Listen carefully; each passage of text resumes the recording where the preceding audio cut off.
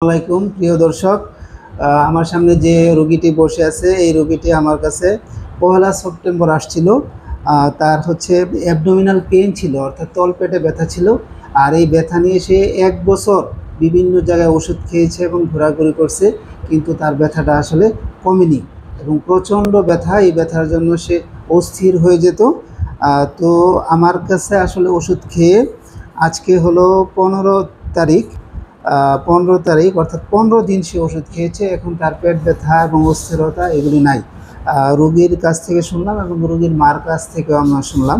এখন এই রোগীর নাম হচ্ছে আয়েশা, বয়স হচ্ছে 11। সে মাদ্রাসায় পড়াশোনা করে, তাই না? একটা মাদ্রাসায় পড়াশোনা করে। তো আমরা রোগীর কাছ থেকে একটু শুনবো আসলে তোমার কি সমস্যা ছিল। একটু বলো তো, তুমি কি সমস্যা ভুগছিলা, একটু জোরে বলবা। সবার প্রথম পেট ব্যথা, মাদ্রাসায় যাওয়ার পরে পেট ব্যথা, শুয়ে পড়ছি পেট ব্যথা, পরে ছাত্রীরা তুলে বাড়িতে নিয়ে এসে পরে পেট ব্যথায় শুয়ে পড়তা, পরে ছাত্রীরা তুলে বাড়িতে নিয়ে যেত।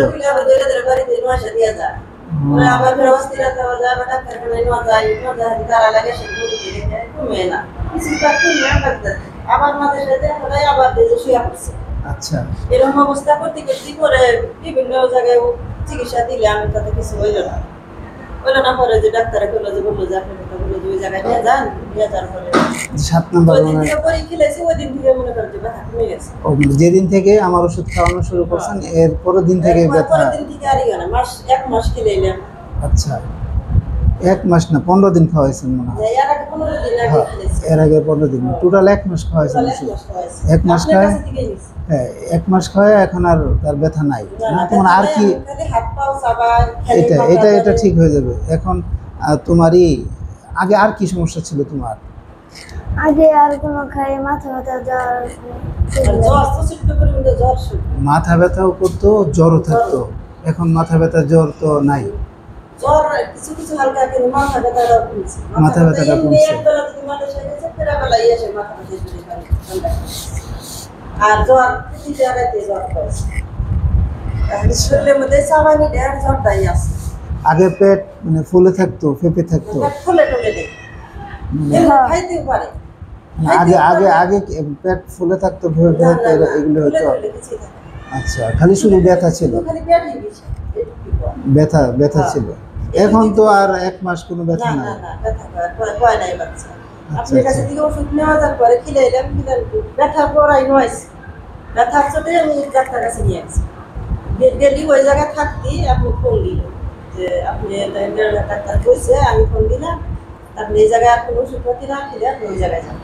পরে আমি তার কাছে থেকে ফিরে আসে বাড়িতে এসে আমি বৌরাহি নিয়ে আসছি। আসার পরে নিয়ে ওষুধ খিলাইলাম, বিকালে সকালে জিজ্ঞেস করলাম ব্যথা করে, মা আর ব্যথা করে, এইভাবে 1 মাস ব্যথা করে। এই সমস্যা আমি খালি ওই যে হাত পা আসা, এখন এটা কমে যাবে, এটা তো নর্মাল সমস্যা। তো ওর যে সমস্যা ছিল বড়, যে পেট ব্যথাটা 1 বছর ধরে পেট ব্যথা, যেটা আপনি হচ্ছে 1 মাস ওষুধ খেয়ে যদি কমে যায় তাহলে এটা তো অনেক কিছু না, তাই না?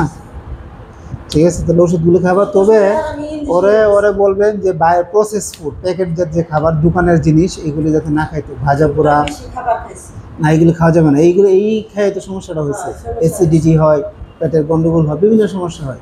মা জাতীয়, তারপরে আপনি চানাচুর, কোয়াশ, এগুলা বই মোজাই করে আমাদের সাথে খায়া মুড়ি, এরপরে এই সমস্যাটা বেশি দেয়। বুঝছি। আচ্ছা ঠিক আছে, তুমি এখন থেকে এগুলো খাবা না, প্রসেস ফুড, দোকানের জিনিস, ঘরের জিনিস খাবা। এখন যে সমস্যা আছে এটা ইনশাল্লাহ কমে যাবে। হ্যাঁ ঠিক আছে, তাহলে ভালো থাকো। হ্যাঁ।